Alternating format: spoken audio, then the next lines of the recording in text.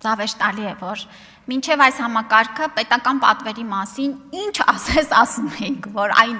չի գործում, մարդիկ չեն օգտվում, կյանքերը չեն փրկվում։ Հիմա ստացվում է հենց ապահովագրական համակարգ ներդրում ենք, ստացվում է, որ վայ, այսինչի ենք մենք պետպատվերը հանելու։ Հարգելինս, իհարկե կյանքեր են փրկվել։ Եվ իհարկե 2018 թվականից հետո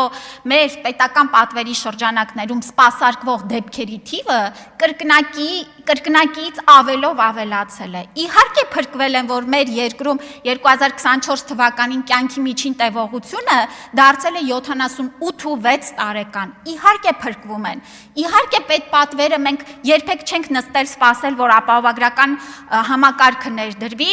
եւ այդ ժամանակ սկսենք հնարավորությունների շրջանակում մեր ժողովրդի կարիքները հոգալ։ Այո, մենք հոգացել ենք, բայց այսօր 400,000 հոգի 65+ անձինք չեն օգտվում պետական պատվերի ամբողջական ծառայություններից եւ ապահովագրության շրջանակում է, որ եւս կարողանալու են այս ծառայություններից եւ ավելի շատ ծառայություններից օգտվելու։